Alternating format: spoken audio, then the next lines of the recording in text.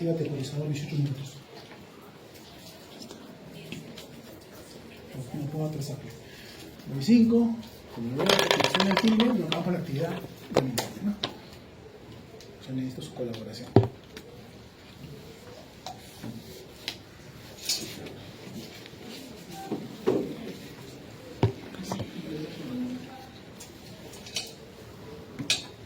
¿Se ve bien o apago la luz? Ahora, no se va a dormir, ¿no?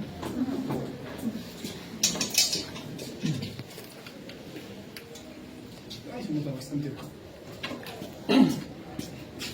9, necesito 15 muchachos, ustedes son como 28. 3, 4, 5,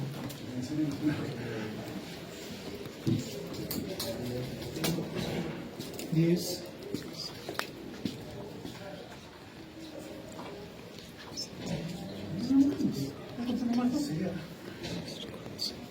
Bueno, ganas del tiempo, muchachos, arrancamos, ¿ya?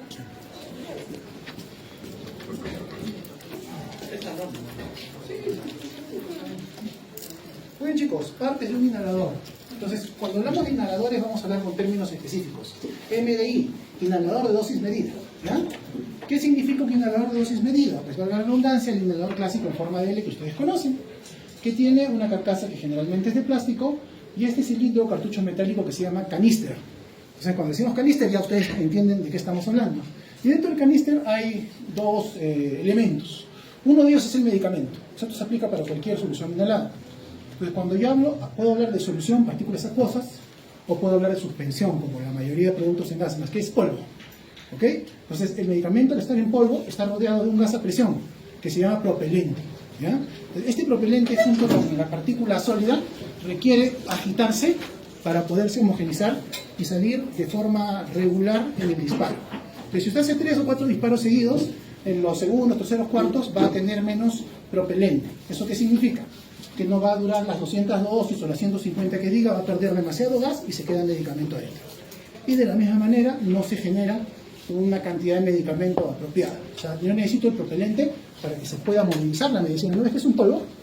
Pero si yo la suelto físicamente caería por gravedad. Entonces el gas es como su vehículo, es lo que lo lleva, lo moviliza para que pueda ser fácilmente inhalado.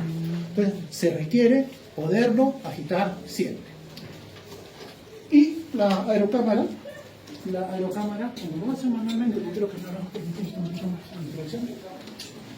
La aerocámara, en este caso es una de las más modernas que estamos presentando, que tiene válvula, pero la idea es la siguiente: permitir a la partícula desacelerar lo suficiente como para que pueda estar en suspensión y sea fácilmente inhalada. Entonces, si usted lo usa de frente, ¿hay algún asmático acá? Todos son sabios. Todos dando una sonrisa también, ¿no? Nadie se maneja. Todos son vírgenes, ¿no? Yo converso con mis alumnos. Nunca han pecado, se bañan todos los días, tienen a su mamá y a su papá.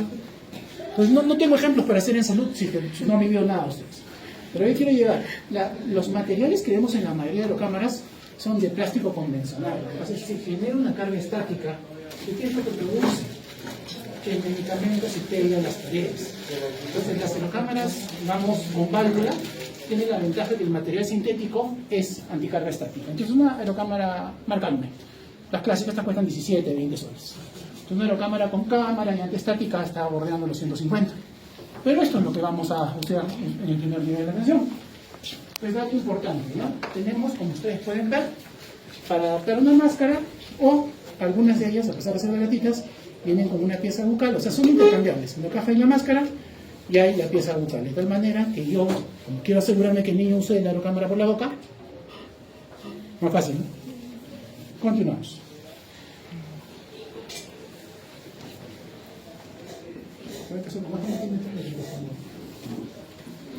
Muy bien, entonces, pero doctor, usted me dice eso, yo no sé, yo respiro muy bien, yo uso vape, yo sé inhalar súper bien.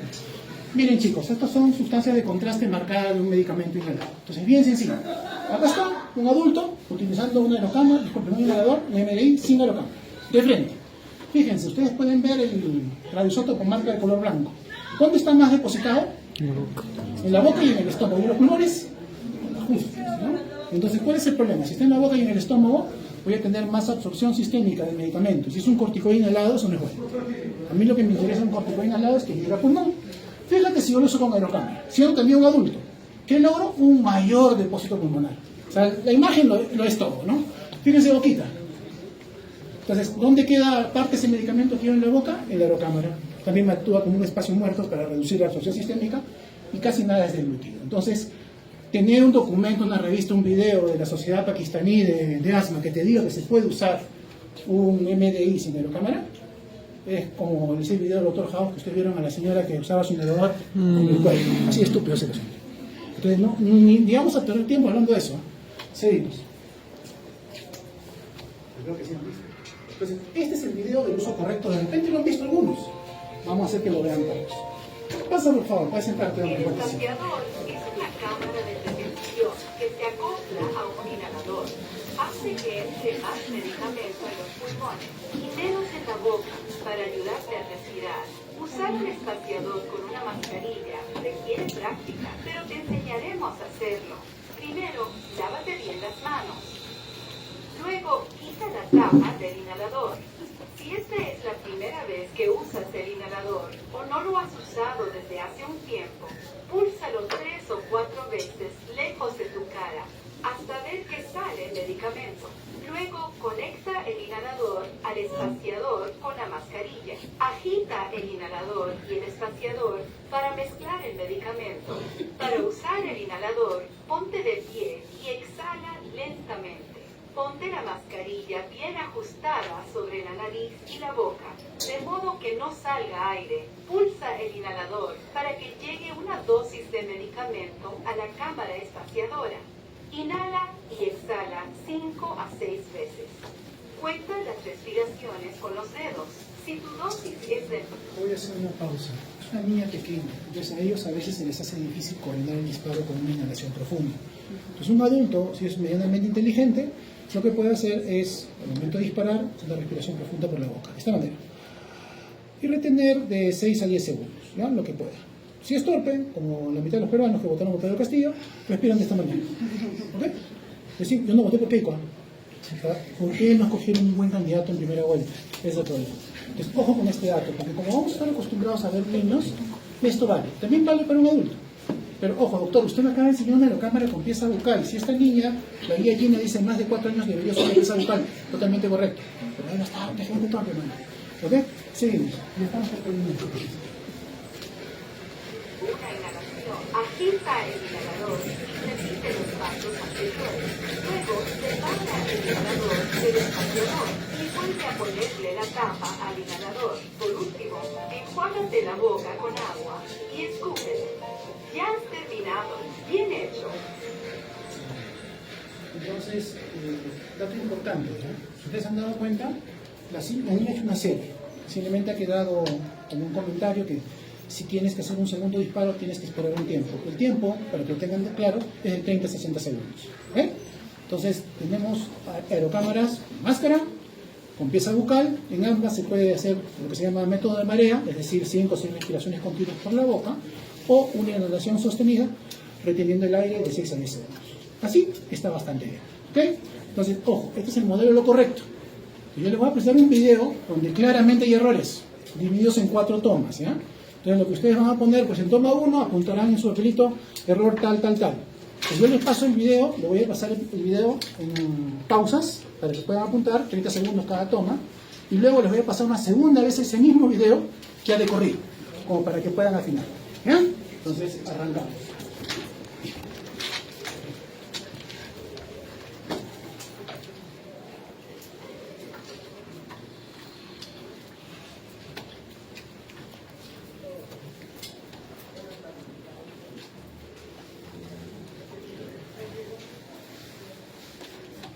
No se concentren mucho en el audio de este video, ¿ya? Porque el audio no es relevante. 1, 2,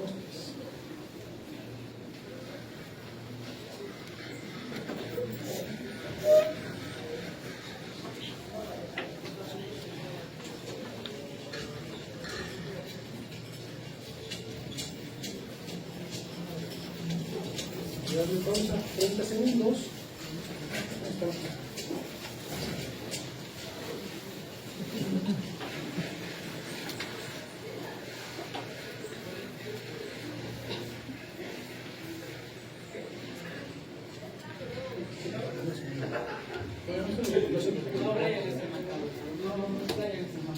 ¿Quién? Brian. Listo. Toma 1, lista. Pasamos a toma 2.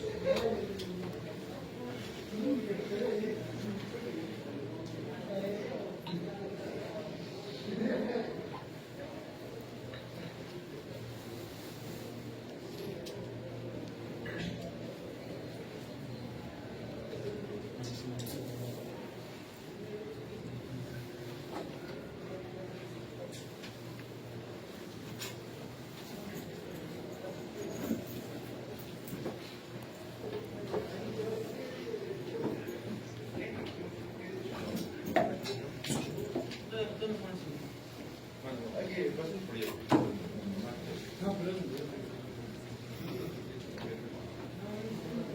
muy bien, vamos a la toma 3.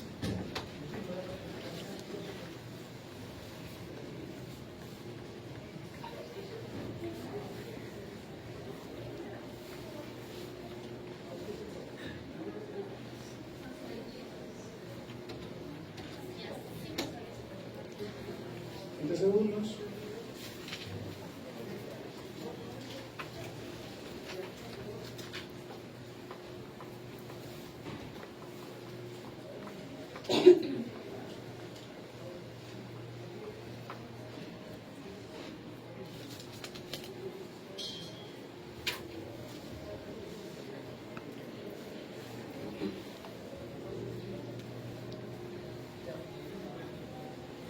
Muy bien, la última toma 4.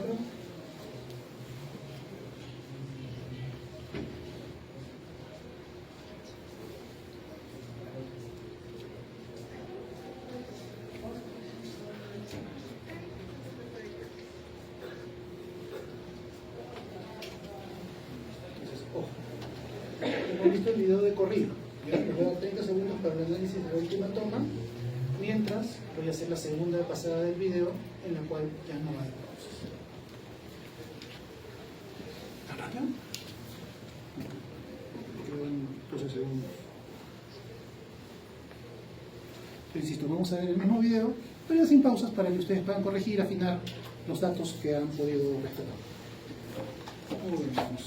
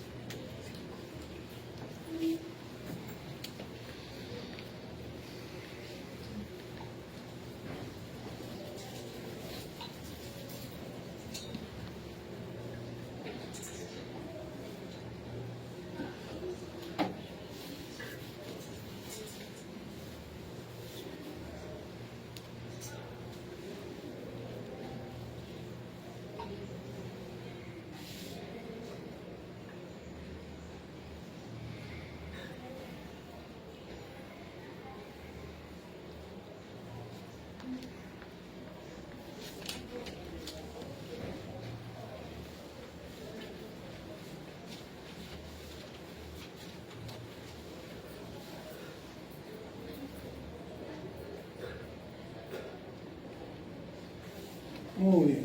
Entonces, y ahora sí con sus borradorcitos a la mano, metemos sus papeles en borrador. Vamos a pasar a la presentación. Entonces, lo vimos. Muy bien, muchachos. Lo que quiero es que empiecen a escribir qué errores han visto en la toma 1. ¿Ya? Y sus dispositivos. Ojo, sean precisos. Cada dispositivo como máximo nos permite tres errores.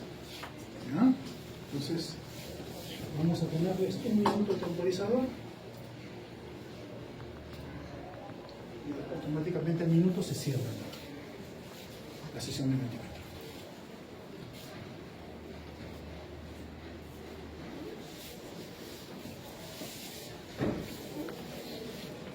Pasen a participar, me tiene bastante. Gracias.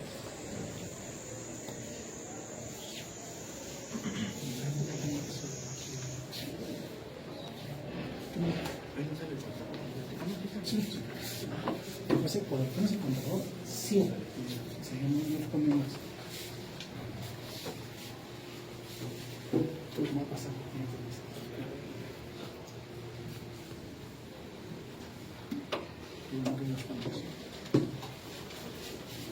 ¿Está la delegada?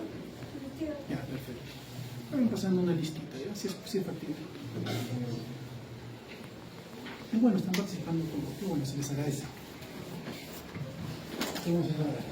No hay consenso. Votación cerrada, vamos a ver. Boca cerrada, la ponen varios, no quitó la tapa. A veces lo esencial es invisible en los ojos, ¿no? Por ejemplo, acá ponen, no, pero son similares, ¿no? No destapa MDI, no quito la tapa. La mascarilla quedará. Lo que me preocupa es que efectivamente el error más grosero es que no quitó la tapa. Pero no todos se han dado cuenta. Acá tenía tapa puesta, no quitó la tapa, no destapa el MDI, pero luego el resto, bueno, efectivamente hay boca cerrada, vamos a ir avanzando, ¿ya? Entonces pasa lo mismo, temporizador, 1 minuto para la toma 2.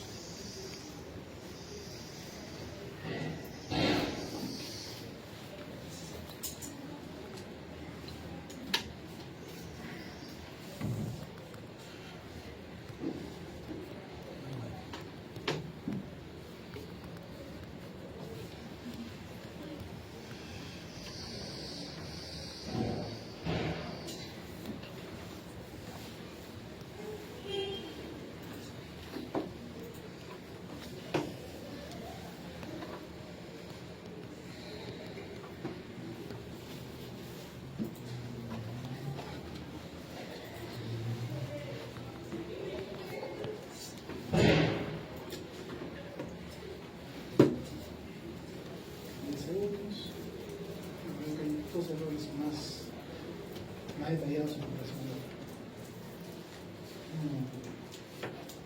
Entonces, vamos con los resultados. MDI al revés. Efectivamente, yo creo que esa sí pues era un poco más fácil de ver, quizás estuvieron asustados en la primera toma, ya la vieron mejor, varios han recalcado boca cerrada. Bueno, MDI al revés, inhalador invertido al revés, quizás como gramaticalmente no son iguales, pero el mismo concepto, creo que ahí sí la cosa ha sido más fácil de recordar. Muy bien, vamos a la siguiente, la toma 3.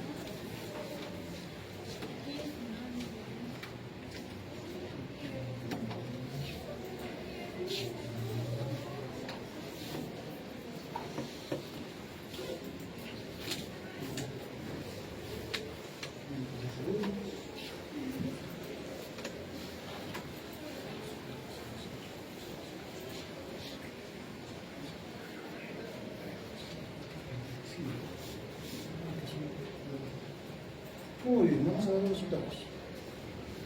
Entonces, me ponen, no agita MDI, no agito inhalador, boca cerrada otra vez, presionó mascarilla, solo el puff, saca muy rápido el puff.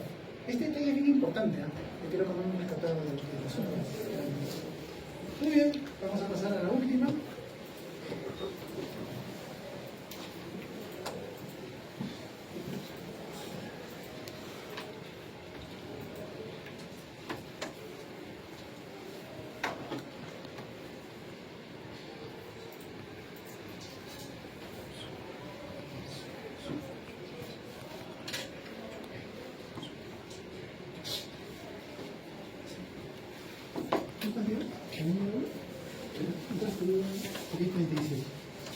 ¿Estás votando?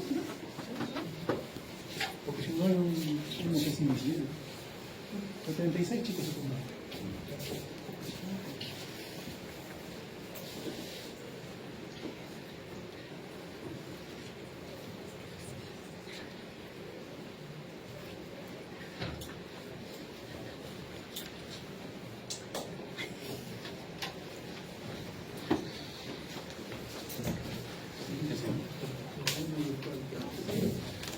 Muy bien, vamos a ver muchachos, aquí está. Demasiados puffs, paros continuos, pas sucesivas, da muchos pas. Quizás como lo han redactado gramaticalmente diferente, pero creo que ese ha sido el error más grosero, pero ha habido otros ocultos. Muy bien, señores. Entonces ahora lo que vamos a hacer, vamos a observar un video diferente, o sea, me refiero a un video ya comentado. Son los mismos contenidos, pero ahora sí van a estar claramente descritos todos los errores por todo. Entonces prestemos atención, porque en este caso lo voy a pasar una sola vez. ¿Ah?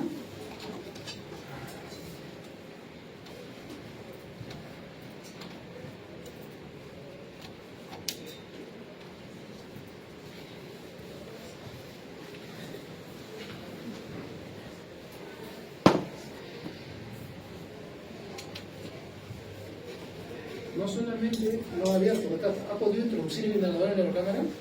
No. ¿Ya? No retiró la tapa, no agitó por unos segundos el MDI, el paciente nunca abrió su boca y ni siquiera introdujo adecuadamente, quizás porque la tapa le estorbaba.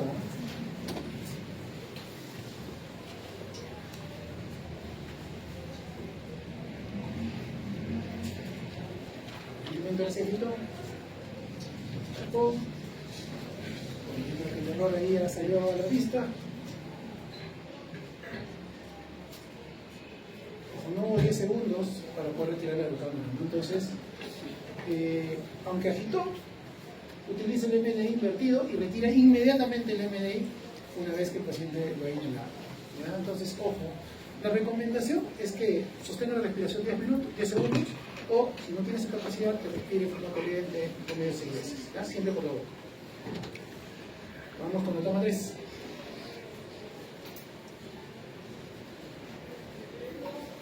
Si lo tocó,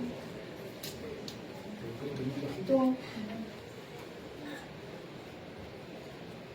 Entonces, este es el que menos significativamente tiene errores. No lo agitó muy bien y retira rápidamente, pero sí podemos apreciar que el paciente abrió la boquita. Ojalá le den seguido. Por último.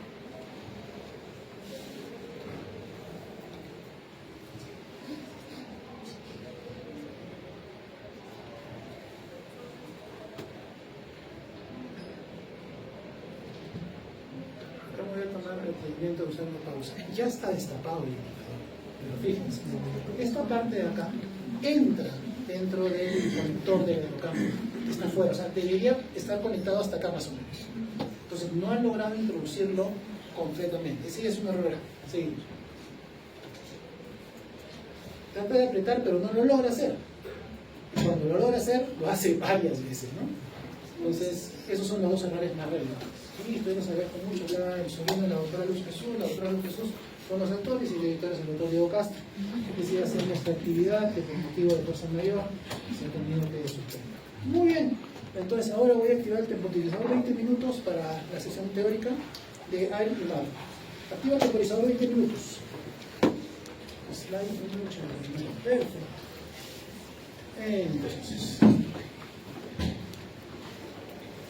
Muy bien, señores, de repente esto lo han visto ustedes en sus clases de neumología. Es decir, términos de este tipo. O sea, está en inglés, son siglas que lo que tratan de explicarte es que vamos a usar un medicamento que tiene una doble función.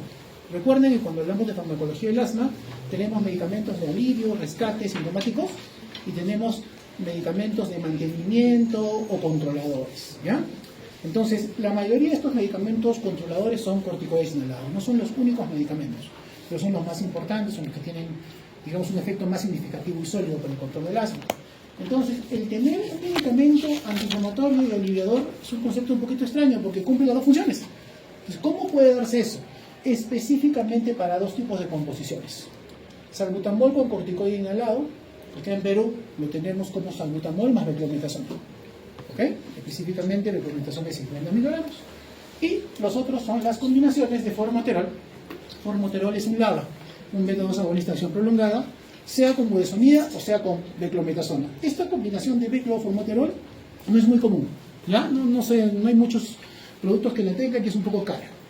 Entonces, dato importante, pues un paciente que tiene un tratamiento, vamos a decirlo así, de mantenimiento, puede usar este producto como un rescate, si no está en una situación, una crisis importante, o previo a un agente desencadenante, el ejercicio, la exposición a un alergeno conocido. Entonces, el dato importante acá es que si se va a usar un LABA para lo que es la terapia AIR, no puede ser diferente a formoterol. LABA solamente hay dos, formoterol y salmeterol.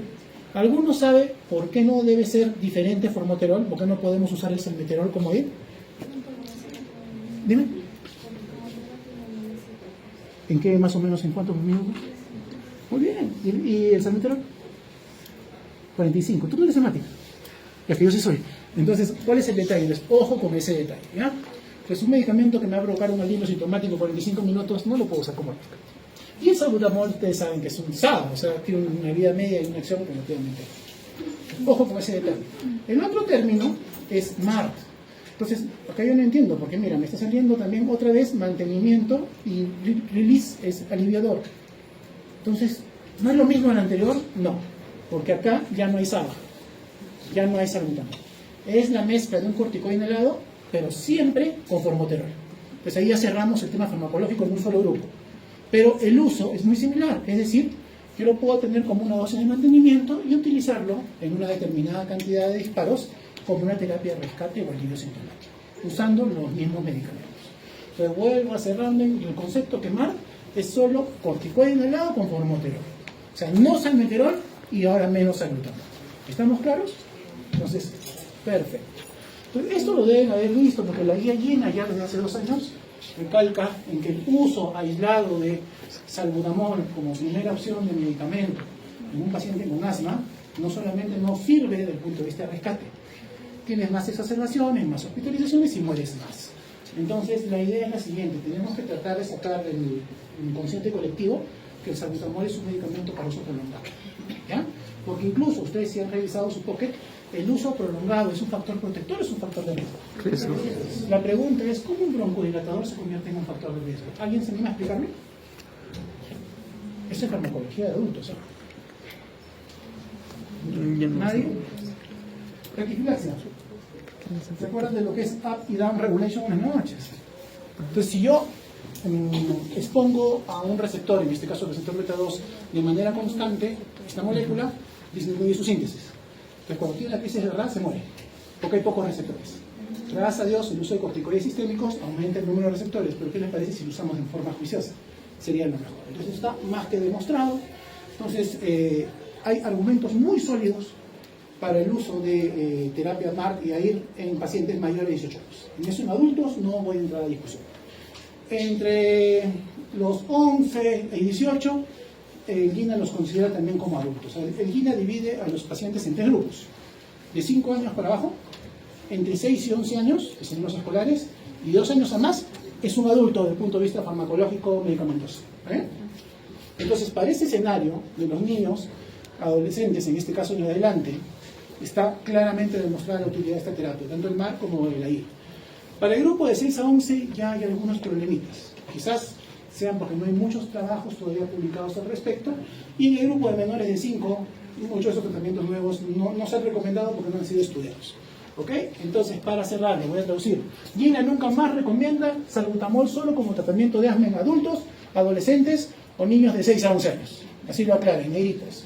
A pesar que el salbutamol es altamente efectivo para aliviar los síntomas del asma, los pacientes con asma tratados solamente con salbutamol, en comparación a usar un corticoide inhalado asociado, tienen un riesgo mayor de muerte, asma mortal o asma fatal, o de ingresos a emergencias por exacerbación grave, a pesar de que pueden tener un buen control de síntomas.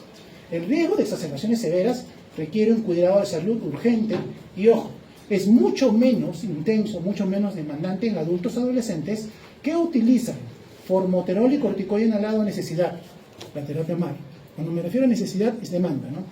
O una dosis constante, baja, o sea, constante en cuanto a que es diaria y baja en cuanto a concentración de corticoide inhalado más SABA. Esto es el AIR. ¿Se acuerdan? El riesgo de exacerbaciones asmáticas y mortalidad incrementa sustancialmente conforme se utiliza más SABA. SABA es el salbutamol, ¿ok? Incluso en pacientes que usan solo SABA. Un estudio a largo plazo con uso constante de SABA en pacientes recientemente diagnosticados de asma demostró un curso peor de una menor función pulmonar en pacientes en comparación a los que eran tratados con dosis diarias y bajas de corticoide inhalado desde el inicio. Entonces ya, discutir sobre esto, nivel de evidencia y es certero. Sino que simplemente no lo aplicamos en niños menores de 5 porque todavía no hay estudios. Y de 6 a 11 hay un factor importante. Muy bien, entonces esta ruedita ustedes la conocen de su clase de neumología, espero. ¿Qué es China? En voz alta. Iniciativa global contra el asma. Entonces, ojo, la iniciativa global para lograr un manejo a nivel mundial estandarizado se basa en procesos. Es decir, en cada consulta ustedes van a realizar 3 pasos, que al inicio es un poco monótono de aprender, pero en la medida que los vamos haciendo de forma práctica vamos a entender su propósito. Entonces, acá no me voy a cerrar mucho porque lo vamos a ir repitiendo en varias slides. Pero la parte de la evaluación, o sea, cuando tú recibes a tu paciente, lo primero que te tienes que preguntar, ¿está respondiendo al tratamiento o no está respondiendo al tratamiento? Entonces tú te vas a dar cuenta porque vas a hacer un cuestionario, puedes conversar con la mamá, existe el cuestionario ACT que está estandarizado, y la mamá te dice, doctor, preguntas importantes para mí. ¿Requiere uso de salbutamol? ¿Ha tenido sintomatologías en las mañanas, diurnas me refiero? ¿O se ha despertado en las noches? ¿O ha tenido descansos médicos, limitación, actividad producto de su enfermedad? Eso yo lo evalúo las últimas 4 semanas y con eso determino si el asma está controlada, parcialmente controlada o no controlada. Pero la siguiente pregunta es, si mi paciente no tiene un buen control de asma, la primera pregunta que debo hacerme es, ¿se asma? Sobre todo en menores de 5 años, ¿no? Ya hemos aprendido las cohortes Tucson, los trabajos a largo plazo de Sidney y demás, no todo lo que silba es asma, y sobre todo en niños pequeños. Segundo, entonces este niño que sigue su tratamiento, está expuesto a factores modificables, tiene perros, gatos, tiene una carpintería dentro de la casa, la señora cocina la leña, algo así. Por más tratamiento que le demos, si no modificamos los factores desencadenantes, no vamos a avanzar. Y pasa lo mismo con las comorbilidades. Paciente asmático obeso es un paciente bien complicado. Paciente asmático obeso con depresión es más complicado. Y esa combinación generalmente es con padres separados. Yo tengo un paciente así, no viene hace 2 meses y ya me estoy preocupando. Ya le he llamado a la señora y le he dicho que la siguiente es con la inmune. La última, técnica de uso de inhalador y aerocámara. Por eso me he detenido un montón, porque no pueden irse de la clase sin saber usar una aerocámara y un MDI. Entonces, bueno, me dicen que ninguno es asmático, ya lo estamos aprendiendo. Y ojo, y acá viene un factor importante. Compliance es un término en farmacología que significa adherencia al tratamiento. Entonces, ¿por qué un paciente que tiene un diagnóstico de asma tiene la capacidad de poder comprar o se le suministra a través de su seguro el medicamento, o sea, lo tiene, ¿por qué no lo usa? Lo primero que yo diría es por efectos adversos, ¿no? Y gracias a Dios, los medicamentos por vía inhalada no tienen muchos efectos adversos cuando se utilizan con aerocámara y de forma apropiada. ¿Ok? Entonces, ¿por qué una persona que tiene un diagnóstico prefiere enfermarse a cada rato? ¿Por qué tiene miedo? Porque piensa que este producto lo va a hacer dependiente. ¿Ya? Entonces yo te hago una comparación. Alguno es diabético, insulino dependiente y está más difícil. Pero tienen una idea que esas personas diariamente se tienen que aplicar insulina. Yo no creo, ahora ya hay penes, o sea, ya me refiero a pens, que hacen microinyecciones, ya no es como antes que tenían que aplicarle subcutáneamente que duele. Pero yo no creo que a esa persona le encante pincharse 2 veces al día, ¿no? Pero sabe que si no lo hace se va a poner hasta las patas, lo sabe. Entonces una consulta, ¿es dependencia o es necesidad de medicamento? Necesidad. Pues ya nos estamos entendiendo, y lo que le explico a la mamá, señora, en ese 3 veces va a ver que no alucina nada. ¿Ya? No le voy a ver a Maradona, nada de eso. ¿Ya? Muy bien, entonces vamos a la parte de ajuste. Entonces, una vez que yo he hecho esta evaluación, que implica siempre estos pasos, ¿cuál es mi estrategia? Primero, si mi paciente está estable, yo debo desescalonar. Si mi paciente no está controlado, verificando que esto está bien, yo empiezo a subir. Lo segundo, las estrategias no farmacológicas. Ya hemos conversado, evitar exposición a factores desencadenantes, ya hemos especificado, tratar comorbilidades. Si hay una red alérgica, hay que tratarla. Si el paciente tiene TB, hay que hacer un buen diagnóstico de TB, de repente no es asma. Si el paciente es cardiópata, lo mismo. Los medicamentos, que hemos visto, ¿no? Poder seleccionar aquellos, en la verdad, la mayoría de los pacientes, sobre todo los adolescentes, prefieren usar un solo tipo de medicamento y 1 o 2 veces al día. Entonces eso hay que sopesarlo. Porque hay productos que me ofrecen eso, pero son caros. A la inversa, hay productos que se usan cada 8 horas, pero son un poquito más cómodos. Entonces hay que tratar de transar, pero lo importante es que el paciente tenga un tratamiento sólido. Y esta es la parte que a veces nos olvidamos en la consulta, educarnos, es decir, aclarar sus dudas. Muchas veces nos preguntan los adolescentes y para eso hay guías, manuales que los chicos pueden leer. Finalmente, el examen físico, ¿no?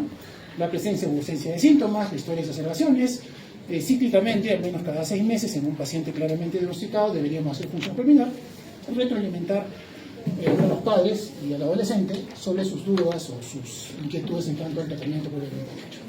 Acá no me voy a demorar mucho, porque ustedes conocen el tratamiento escalonado del GIN. O sea, acá en naranjita está el tratamiento controlador, o sea, mantenimiento. Y en naranja más claro va a estar el aliviador cuando hablamos de vía 1 y en celeste el aliviador de la vía 2. Doctora, decídeme María, ¿por qué tanta diferencia de color? Porque acá usamos el esquema MARC, es decir, el mismo medicamento. ¿Ok? Acá a demanda, o sea, esporádico. Acá a dosis bajas, la combinación de corticoide al formoterol, intermedia y dosis altas. Yo generalmente la guía Gina dice que más de paso 4 ya debería referir a un especialista. ¿Ya? Entonces por eso no me meto tanto con anticuerpos monoclonales ni cosas así. Y el rescate, en este caso en MAR, siempre es formoterol con un corticoide. No hay salmeterol. Si no lo puede usar, porque la guía Gina propone con mucho énfasis la vía 1 porque se utiliza un solo tipo de medicamento. Entonces evita confusiones, hace que los esquemas sean menos complejos. Pero ¿cuál es el problema? Es caro. Y vamos a hablar de precios si es que llego a esa parte. Si yo tengo el tratamiento aliviador, acá yo puedo optar por una alternativa. Es decir, yo mantengo mi esquema clásico, pero cuando rescato ya no gasto en disparos de una combinación cara como corticoide inhalado con formoterol. Puedo utilizar corticoide inhalado más salbutamol, que hemos visto que su uso no es lo mismo, pero no tiene los efectos deleterios del salbutamol por sí solo. ¿Ok? O sea, hasta acá, claro, este es 2 años en adelante, lo mismo que hemos aprendido en adultos. Espero que se los hayan enseñado así. ¿Ok? Muy bien, entonces simplemente lo que hacen acá es desdoblar. Es dato importante. Ustedes se van a dar cuenta que mientras más sintomatología tenga el paciente, empezará por los pasos más altos. Entonces, como para hacer un resumen, en el paso 1 y 2 son pacientes que tienen síntomas esporádicamente, no los tienen diariamente. El paso 3 es un paciente que los tiene diariamente y que tiene despertares nocturnos. Ojo, en el caso de despertares nocturnos, 1 a la semana ya es significativo. O sea, pesan más los síntomas nocturnos que los diurnos. Y la diferencia con el paso 4 es que es el mismo paciente del 3, pero que tiene una función pulmonar, una espirometría con mala función. O sea, ya ese niño ya tiene remodelación. Entonces, acá el esquema es el mismo, ¿no? La famosa vía 1 es el uso de la combinación corticoide inhalado formoterol, o sea, terapia MAR, y si no me alcanza o se me hace complicado o en circunstancia, puedo utilizar el AIR, es decir, la combinación del corticoide inhalado con el salbutamol. Perfecto. Ya ustedes habrán visto que en el PPT hay algunas estrellitas. Entonces las estrellitas indican ideas clave, cosas importantes. ¿No?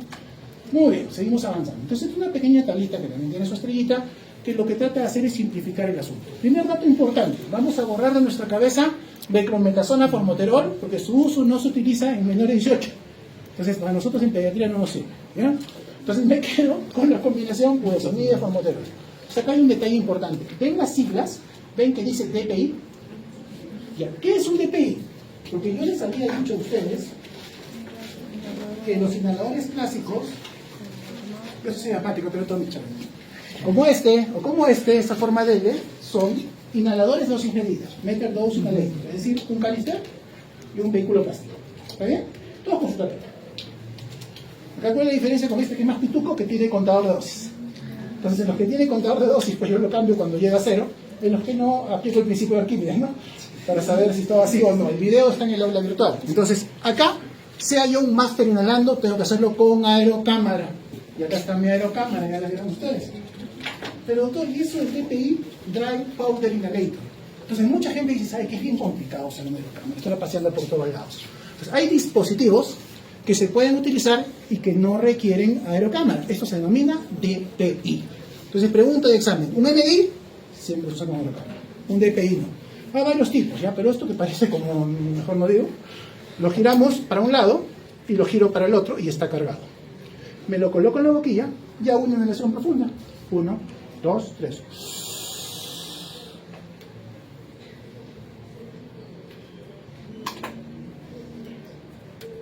10 segundos y lo boto. Listo. Acá tiene un contador. Obviamente este ya está vacío. Entonces, una ventaja que tiene este dispositivo, ni siquiera se percibe el sabor. Entonces tiene partículas de sacarosa para poder distinguir ya si verdaderamente te estás inhalando, pero tienen contadores. Cuestan un 75% más que el mismo producto bajo MDI, pero garantizan un mejor cumplimiento. Pacientes con EPOC y lactantes no generan un flujo expiratorio pico suficiente como para romper la cápsula dentro del dispositivo y generar la liberación. Entonces acá no se aerocámara porque hay una microcápsula que al momento de girar tiene como una especie, es como que la perforara. Y después yo, mediante mi flujo expiratorio pico, saco la medicación de esa cápsula. Entonces, si soy muy anciano o muy pequeño, no lo puedo usar. ¿Ya? Entonces se recomienda sobre todo DPI para personas que tienen un flujo respiratorio importante. Entonces, esta pequeña tablita, como ustedes pueden ver, en qué me va a ayudar a sintetizar. Conocer que las presentaciones de budesonida y formoterol tienen dos composiciones, la que dice y la que finalmente llega al paciente. Nosotros la que utilizamos para la prescripción es la que llega al paciente, o dosis liberada, delivered dose. ¿Ya? Entonces, la combinación de budesonide y formoterol viene en formulación de 80 de budesonide por 4.5 de formoterol y la dosis doble, 160 sobre 4.5. Ojo con esta confusión, porque sobre todo en Europa lo que está insertado en la caja es esto, pero lo que finalmente absorbe el paciente es esto. Entonces no quiero que lo memoricen, sino tú te vas a dar cuenta que conforme los pasos sean mayores, el paciente está más grave y va a requerir más dosis. Así de sencillo. Entonces lo único que explica acá es lo que está en negrita sería tu dosis de mantenimiento y estos serían tus rescates, ¿no? Tus disparos adicionales durante el día si tuvieras la necesidad de la terapia MAT. Recuerden, para lo que es AIR estamos hablando de uso esporádico, en este caso de una combinación como budesonide y formoterol o una combinación como el corticoide inhalado más albuterol. Esta estrategia, según el DINA, no se aplica en niños de 6 a 11 años. Entonces nos quedamos con el AIR y el MAT solamente para niños adolescentes para arriba. Ojo con ese detalle, porque hay una excepción a la regla. Hasta acá, ¿alguna pregunta? Perfecto, seguimos avanzando. Entonces, hago énfasis en esta situación. Entonces, doctor, ¿pero cómo es eso de dosis a demanda? Entonces, ahí dice un disparo. Y si tengo más dos, ¿me puedo mandar 2, 3, 8, 16? ¿Cuánto? Ahí debe haber un margen, pues, ¿no? Efectivamente, se han hecho estudios, recuerden la composición. Estos apellidos que tiene el Symbicort es el nombre de marca de la combinación budesonida y formoterol. El Turbo Haller viene en MDI. Disculpen, no estoy mal. Este es el DPI. ¿Ya? Esto se llama Turbo Haller, de marca, nombre de marca. Y el Rapid Haller es el MDI, el M. Pero ambos contienen budesonida más formoterol. Y hay dos presentaciones, 80 sobre 4.5 y 160 sobre 4.5. Entonces vamos a hablar, generalmente los pacientes entre 6 y 11 años usan la combinación de menor composición, de 80 sobre 4.5. Y los pacientes de 12 a más usan la de 160 sobre 4.5. ¿Ahí estamos claros? Entonces, en base a esos estudios, es que hemos llegado a un máximo. Para el de 160 sobre 4.5, que se utiliza para 12 años o más, un máximo de 12 inhalaciones en el día. O sea, ¿qué significa? Si el esquema de mantenimiento es 1 en la mañana, 1 en la noche, me queda máximo 10. Desde el punto de vista de seguridad. O sea, en realidad debería usar lo que necesite, pero máximo 10. ¿No? Y en el caso de los pacientes entre 6 y 11 años, de ser específicos en qué parte, usamos los inhaladores de 80 sobre 4.5 con un máximo de 8. Ojo, la guía GIM propone el uso de terapia MAT para niños de 6 a 11 años solamente en pasos 3 y 4, en los pasos más altos. Entonces, doctor, ¿qué hago para rescatar a mi pacientito si es menor de 6 años? En este caso, solamente salbutamol, y entre 6 y 11 años empezamos la discusión al respecto. Chicos, estoy haciendo todo lo posible, pero ¿me paso lo siguiente o termino acá? ¿No? Y se darán cuenta que no me queda de otra, ¿no? Entonces, estas son las fotos de los medicamentos que tienen la combinación corticoide inhalado más formoterol. Este es el Foster. Es muy poco usado, es la combinación que tiene beclometasona y es la que menos nos interesa porque no está aprobado para personas menores de 18. ¿Ya? Me quedo con el Symbicort, ya lo vieron mejor. Este es mi Turbo Haller, que es un DPI. Acá ustedes pueden ver 160 sobre 4.5. Acá sí está más chiquito. El inhalador clásico, el MDI, 160 con 4.5. Todos tienen contímetro. Acá el contímetro está al costadito. ¿No? Precios. ¿Ya? Fíjense, todos tienen 120 disparos. Entonces lo que yo he hecho es ver el catálogo de Incafarma y dividirlo entre 120 para saber cuánto cuesta cada disparo. Foster, simplemente para conocimiento, usó 50 cada disparo. ¿Ya? Symbicort, MDI, el clásico, el inhalador clásico, cuesta igual. ¿Ya? Y el budesonide es una molécula corticoidea mucho mejor que la beclometasona. Y ya el DPI es un poquito menos del doble, 2.14.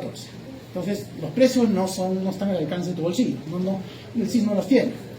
Pucha, doctor, entonces si yo prefiero la vía 2, la vía de los pobres, para no estar gastando, porque ya yo con mucho esfuerzo uso mi medicamento, entonces yo sé que si uso 2 disparos diarios y tiene 120 disparos, me duran 2 mesecitos. Si yo voy a estar haciendo el mar, doctor, se me va a acabar antes de los 2 mesecitos, y mi papá no le alcanza, tiene que pagar la conti. ¿Ok? Entonces acá puedo utilizar una alternativa un poquito más razonable, que es la combinación de salbutamol, dosis clásica 100 microgramos, con beclo de 50. Tiene 2 nombres comerciales. Acá, presentación de 200 dosis, Duoventimax Eco. ¿Ya? Este es del laboratorio Cefarma. Y el Butocor HFA del laboratorio Casara, que es un laboratorio argentino, tiene la misma composición, 100 de salbutamol y 50 de beclometasona, pero tiene 250 disparos. 50 disparitos más de gracia. Pero es argentino. ¿Ya? Este es peruano. Entonces, acá viene un pequeño problema, doctor. Entonces, yo ya sé que hay un tema de edad. 12 años podría yo utilizar, pero en el grupo de 6 a 11, si usted claramente me ha dicho que usar salbutamol solo no es bueno, entonces, ¿por qué me condena a ese grupo de niños solamente los pasos 3 y 4 y los pasos 1 y 2 qué hago? Lloro. Acá viene la respuesta. Entonces, hay otro tipo de guías, como la GEMA, la guía española, y otras sociedades que, ¿qué es lo que han hecho? Tratar de evaluar riesgo versus beneficio. Y han emitido una opinión, nivel de evidencia E. Nivel de evidencia E, opinión de expertos. O sea, esta es una recomendación off-label, es decir, no está aprobada por entidades farmacológicas. Entonces, ¿cuál es la recomendación? Que lo puedas usar a demanda en los pasos 1 y 2, justo los que no son 3 y 4, en niños mayores de 5 años, o sea, ese hueco entre los 6 y 11, pero ojo, sobre todo si no tienen una buena adherencia a su terapia de mantenimiento. Es decir, si este niño no usa su corticoide inhalado y llegan las crisis a cada rato, va a ser mucho mejor usar una combinación de salbutamol beclometasona que usar salbutamol solo. Claro, lo mejor va a ser que use su tratamiento de verdad, pero en ese caso, que estás con un paciente tan complicado, recomiendan este beneficio. Entonces, lo máximo que yo podría utilizar es esquema de AIR, 2 disparos 4 veces al día. Entonces, ¿qué significa? Si cada disparo trae 50, 2 son 100. Entonces, en combo, 2 disparos 4 veces al día, estaría hablando de un máximo de 400 microgramos de dipropionato de beclometasona, que si ustedes ven sus tablas de Gina, es la dosis máxima. O sea, no lo voy a hacer mutar, le voy a dar la dosis máxima. ¿Está bien? Entonces, recomendación E, pero es una alternativa razonable frente a usar salbutamol solo. En conclusión, 2 años o más, MAR o tu terapia AIR convencional, aprobada y recomendada por Chile. ¿Ya? De 6 a 11 años, tratemos que mi paciente tenga un buen control para que no tenga crisis. Pero si no usa sus corticoides inhalados por mala adherencia, esta es una buena alternativa. Dosis máxima, 2 disparos 4 veces al día. ¿Ok? Dentro de lo que es una terapia de rescate.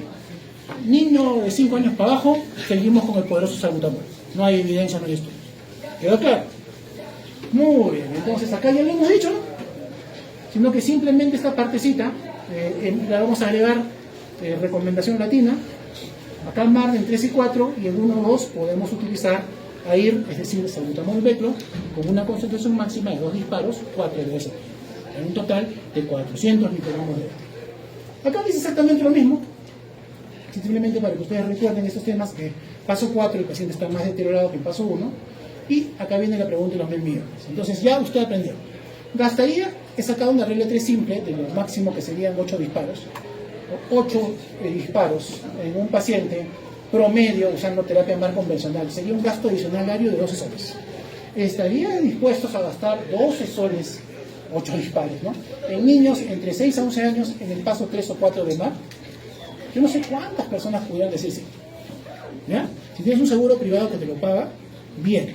Pero si tu paciente le va a estar sacando el impuesto al inhalador porque sigue saliendo, en realidad vas a estar saboteando tu propia terapia. Y eso no se debe hacer. Muy bien. Entonces, este es el grupo de pacientes que menos evidencia hay. Porque este grupo de chiquititos, no hay ensayos desde el punto de vista ético, es bien controversial que los papás te firmen autorizaciones. Como yo hago diagnóstico de asma sin psicometría, son diagnósticos de asma probable, basados en Castro Rodríguez u otros esquemas. Entonces, son los grupos más difíciles de emitir una recomendación. O sea, ¿qué dice? Aliviador, salbutamol corazón. Y en terapia controladora, ahí empezamos un poquito a rompernos la cabeza. ¿Qué dice? Paso 1, curso intermitente o casi sería profiláctico, si es que vienen estaciones de cambio e incremento en incidencia de infecciones virales, como estamos viendo ahora en el FIAR. Versus la recomendación, no se debería usar el mantenimiento en el paso 1, porque este paciente no tiene sintomatología persistente. En el paso 2, la recomendación ya es usar corticoide inhalado solo, a las dosis bajas. Vamos a explicar que la tabla para esta edad no es muy clara. El paso 3 lo que hace es, ojo, mantener esa dosis baja, pero agregar un beta-2 agonista de acción prolongada. En este caso, ustedes comprenderán que el formoterol es un producto sumamente caro, ¿ok? Entonces tendremos que valorar, y muchas veces lo que tratamos de hacer en este tipo de pacientes es utilizar esquemas dobles.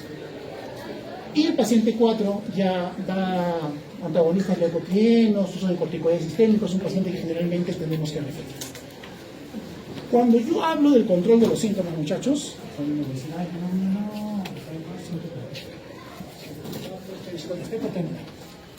esta es la encuesta, el ACT sintetizado, y las preguntas son básicas, son siempre referidas a las 4 semanas.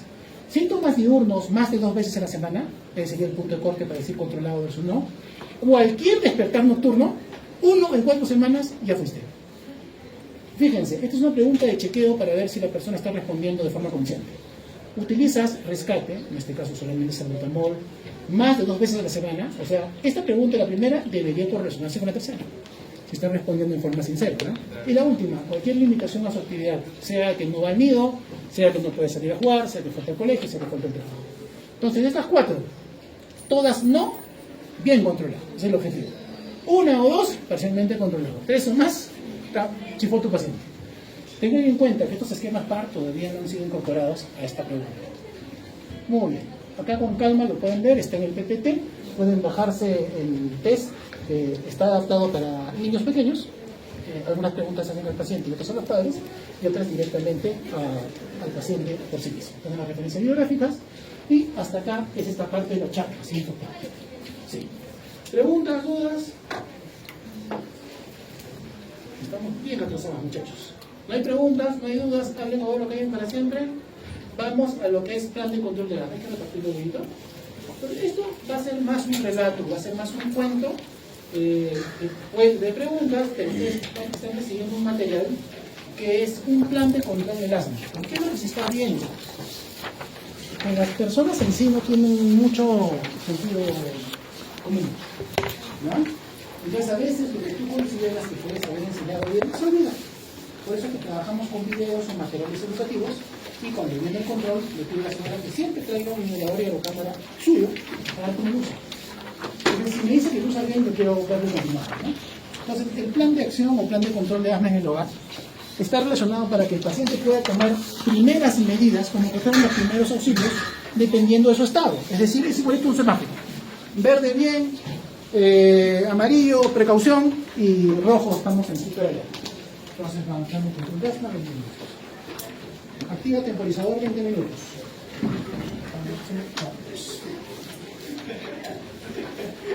Muy bien, señores. Entonces, es un caso, fíjense, sencillo. Es una escolar de 9 años que ingresa con dificultad para respirar, aproximadamente 12 horas. Está descompensada. Deshiela su pecho, tiene tos. Tiene antecedentes de 2 episodios previos de tos prolongada, definido como tos prolongada más de 7 días, y limitación a la actividad física en las últimas 4 semanas. Entonces, si nosotros asumimos dentro de lo que es la semiología un diagnóstico de asma, con todo este contexto, que incluso tiene despertares nocturnos, esta niña estará controlada, parcialmente controlada o totalmente descontrolada. En realidad no existe eso, sí, no controlada. Yo creo que ni siquiera he visto la encuesta, ¿no? Al toque me doy cuenta. Fíjense, taquipneica, la saturación objetiva en altura es por encima de 90, está con una ligera hipoxemia y tiene clínica de sibilancia, ¿no? En este caso, quizás lo que falta es antecedentes previos, de uso de broncodilatadores en temprana infancia, antecedentes de asma en la familia, estigma de atopía, pero vamos a manejarlo como una crisis asmática moderada. Gracias a Dios, la paciente se recupera y le vamos a dar de alta, o sea, la vamos a mandar a su casa. La pregunta es, ¿cómo la vamos a manejar? Porque ya la sacamos de la crisis. Entonces, lo primero, y esto está en su PPT original, es un pequeño enlace que les va a descargar un PDF donde está una guía a modo de cuento, tiene imágenes y el lenguaje es bastante sencillo, que te puede orientar sobre qué es el asma, qué complicaciones tiene, para qué sirven los tratamientos, para qué sirve la aerocámara, etc. Entonces, la mayoría de veces lo que hago es mandárselo y luego comunicarme con el niño, haciendo 2 o 3 preguntas a ver si me responde. Es bien bravo que lo lean, ¿no? Ahí los padres no nos ayudan mucho. Entonces, acá están las respuestas para este caso. Tiene síntomas diurnos más de 2 veces a la semana, ha tenido despertares y encima limitación a la actividad. Entonces, descontrolado el paciente Y un detalle que es bien importante, cuando yo le voy a dar un tratamiento de mantenimiento, tengo que evaluar si tiene factores de riesgo para una evolución desfavorable de asma. O sea, factores de riesgo para morirse. ¿Ya? Y bueno, acá hay un montón, una lista bastante larga, pero hay algunos que mi sentido común me puede orientar. Yo no les hablaba de factores desencadenantes y de comorbilidades, están metidos ahí. Las comorbilidades, a la cabeza, obesidad, y acá el índice de medida de lo puedes corriente alérgica, ¿ya? Le pones sinusitis crónica, otras enfermedades, pero esas, junto con los trastornos mentales, son de muy alto impacto en el control del asma. Acá, esto sí es el rey, ¿eh? El uso indiscriminado de salbutamol en vez de ser una ayuda es todo lo contrario. Factores desencadenantes. Estamos acostumbrados a ver humo de tabaco, irritantes ambientales como la lejía, el creso, el pinesol, pero a veces no preguntamos por ácaros de alcohol, que son muy prevalentes desde el punto de vista de sensibilidad, y sobre todo en los grupos de paso 4 o 5, es el escenario en el cual uno busca un descarte mediante un PIC test y puede tener inmunoterapia del paciente. ¿Ya? Bueno, antecedentes importantísimos, displasia broncopulmonares. O sea, un niño displásico que adquiere dentro de su marcha en la vida de asma es un paciente de mucho menor reserva pulmonar, etc. Entonces, vamos a aprender. Es una tablita que lo que hace es, para la edad que el paciente tiene 9 años, en este grupo de edad, en el grupo intermedio, cuál de los inhaladores voy a usar. Lo que tengo en el mercado, tengo budesonida, tengo fluticasona y tengo que decidir exactamente qué voy a hacer. Cuando un paciente sale una exacerbación, pasa de frente a dosis altas. Esta paciente nunca ha usado un inhalador control. Entonces, automáticamente no es que vas a esperar una cita de control para dárselos. Es bien importante asegurarte que los use porque generalmente desertan o llegan tardíamente. Entonces, el concepto que yo voy a tener es que mi paciente, después de una exacerbación, va a pasar a dosis altas de corticoide inhalado. Y acá viene una pregunta. ¿Tiene factores de riesgo de evolución desfavorable? Si los tiene, esa dosis alta se mantiene 3 meses. ¿Ok? Con seguimiento. Si no los tiene, le doy 2 semanas como máximo y luego desescalona a dosis media. ¿Está bien? Muy bien. Entonces no se olviden, o sea, un paciente que inicia una terapia no se queda estacionado 1 año en esa terapia. Tiene que tener evaluaciones y controles. Entonces vamos a pensar. Yo ya sé, he sacado de la tabla, budesonida de dosis alta, más de 400 microgramos al día. Fluticasona, dosis alta, más de 200. O sea, se comprenderán que la fluticasona es más potente. Entonces, los inhaladores de budesonida vienen en una sola presentación, de 200 microgramos. Entonces, si yo quiero dar más de 400, tendría que dar 3 disparos. Un puff en la mañana, 2 puffs en la noche, para que sume 600. ¿Se entendió? Si uso fluticasona, tengo 3 presentaciones, 50, 125, 250, esta es la más común de 125. Entonces, la ventaja de este producto es que con 2 disparos, logro dosis alta. Entonces, es un producto que es potente y que es fácil de administrar. Entonces, comprenderán por qué, si elijo 2-2, tendería a elegir la fluticasona. Ahora, si uso una budesonida de marca versus fluticasona hindú, no sabemos la biodisponibilidad o la bioequivalencia de estos productos, ustedes saben por ley, ¿no? Como este paciente, por su historia clínica, no tiene factores de riesgo desfavorable, en teoría, esta dosis se mantendría 1 o 2 semanas. Entonces, yo ya sé qué dosis de medicamento controlador le voy a dar, sea budesonida o sea fluticasona. Entonces, la pregunta es ya, ¿cuándo lo cito? ¿En cuántos días lo veo? Y esto está extrapolado del reporte de China. Está traducido, ¿no?, en la página 148. Es decir, cuando el paciente se da de alta, se va con su medicación de rescate. ¿Ya? Es decir, aerocámara puede usar para este escenario salbutamol solo o la combinación de salbutamol con beclometasona. Medicación controladora, ya hemos presentado, budesonide o fluticasona. A mí me gusta fluticasona, a ti te puede gustar budesonide. Revisar, repasar la técnica de inhalación y uso de aerocámara. Corticoide sistémico después de una exacerbación moderada es mandatorio. Los intervalos de dosis son recomendaciones de expertos, pero se trata de ser un poquito más conservador en niños y un poquito más mano larga en los pacientes mayores. ¿Ya? Usamos prednisolona y no prednisona, ¿por qué? La prednisolona tiene un sabor mucho más agradable en suspensión en comparación a la prednisona, que es uno de los medicamentos más feos que existen en el mercado. Y el seguimiento en los adultos dentro de una semana, en los niños no más de 48. Pero ya sabemos que en este caso pues será 48 como máximo. Ojalá venga. Si no, en el segundo le iremos a visitar. Pero una vez que llego a la cita, ¿qué voy a hacer? ¿Se acuerdan lo que habíamos aprendido en nuestra redita? Entonces voy a revisar cómo va. ¿Está respondiendo? ¿Está mejorando? ¿Está usando sus inhaladores? ¿Debería continuar con el corticoide sistémico respondiendo a la terapia? Lo segundo, entonces si la exacerbación está cediendo, yo voy titulando el salbutamol o la terapia IR. El tratamiento controlador, lo verifico que lo esté usando. Ya hemos establecido que para el caso de la pequeña no va a ser más de 2 semanas. Los factores de riesgo, ya intervenir en el hogar, aquellos factores que puedan estar relacionados a la exacerbación, casi siempre son contacto con personas con infecciones respiratorias. Entonces, conversar con la mamá, ustedes van a ser somistas, conversar con la profesora, porque el niño enfermo es un niño que no debe ir al colegio, porque transmite enfermedades, ¿ya? Entonces, para reducir ese círculo de contagio, sería importante valorar esto. No se olviden repasar nuevamente técnica de inhalación, uso de aerocámara y desmitificar, eliminar esas ideas, esos miedos preconcebidos.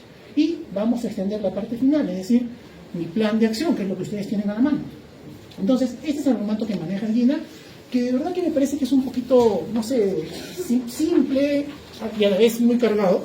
Entonces, lo que estamos usando es un formato diferente de la Asociación del Pulmón de Norteamérica. Entonces, vamos a partir de un principio básico. Para el plan de acción deberíamos usar flujometría. ¿Ya? Primera gran limitante, encontrar un flujómetro cuesta 180 soles. Esta niña mide 130 centímetros, su flujometría pico va alrededor de 230. ¿Ya? Entonces, ¿por qué nos sirve esto? Porque yo en la tabla, entre comillas, voy a especificar no solamente los síntomas que tiene el color rojo, el amarillo, el verde, sino también los niveles de flujometría. Vamos a ver un video rápidamente sobre el uso de flujometría.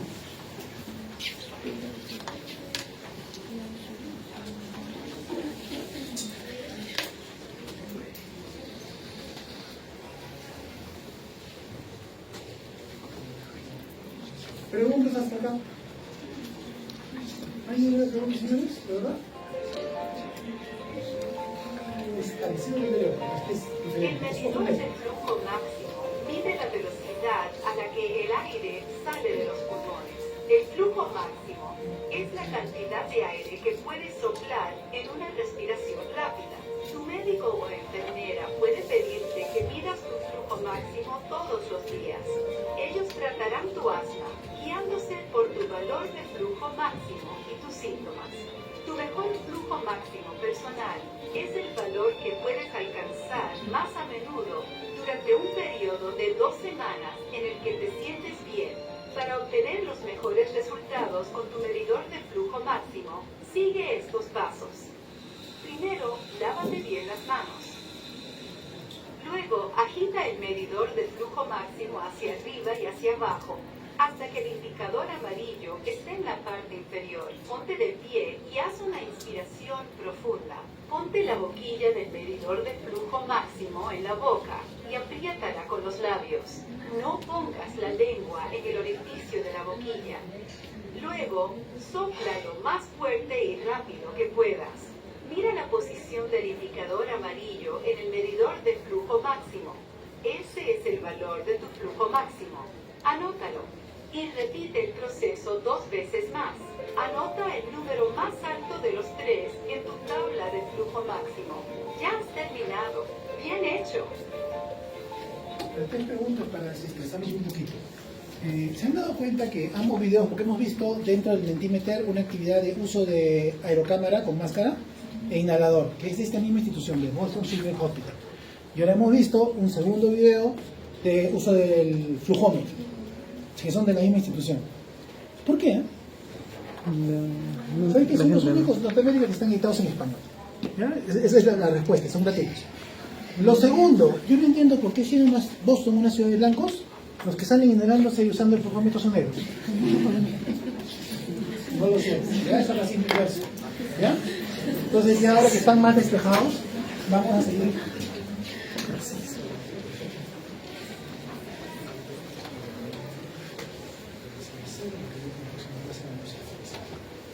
Entonces volvemos a donde está.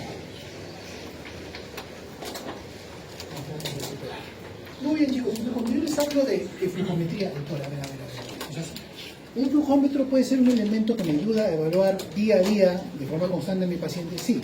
Es decir, en un estado basal yo puedo saber cuál es el flujo más alto de mi paciente y establecer su ideal. A veces eso no ocurre y tengo que basarme en una tabla como que les enseñé. Género y talla. Entonces, de repente mi niña, conforme se trata, supera ese ideal, pero tengo que empezar de un parámetro de comparación. Entonces, simple y llanamente, para que no se queden con las ganas, como han hablado de la variabilidad, el GINA propone, dentro de las herramientas de uso diagnóstico, ustedes deben conocer, si un paciente acude a la consulta y yo le hago una flujometría, tiene una flujometría pico menor del 80% de su ideal para su género y su talla, tiene broncoespasmo. Entonces yo tengo la oportunidad de rescatarlo con salbutamol y ver si recupera, ¿no? Entonces yo hablo, miren, de obstrucción bronquial y de reversibilidad. Entonces ahí tengo un diagnóstico de APA bien sólido, si es que tengo un flujómetro y tengo mi cabeza, ¿ya? Pero de repente tu niño llega con sintomatología de tos que no es muy intensa, tú lo evalúas con el flujómetro y está en 82%, que es normal. Entonces, rescatar, un poquito loco, ¿no? Entonces yo podría, si tengo una sospecha alta, pedirle que haga una flujometría matutina, otra en la noche, y lo registre, y poder tener un promedio de variabilidad diaria, que es el término que utiliza el GIL, que se basa en esta fórmula de acá. Entonces, lo loco, ustedes han hablado del ciclo circadiano, ¿verdad? Entonces, en el ciclo circadiano, los corticoides en la mañana están más altos, los corticoides endógenos, ¿no? ¿Están más altos o más bajos? ¿Todos están de acuerdo? Sí. Ya. Entonces, acá lo loco es que el sistema respiratorio tiene broncodilatación matutina y broncoconstricción en la noche. Entonces, eso es un poquito loco, ¿no? Disculpen, al revés.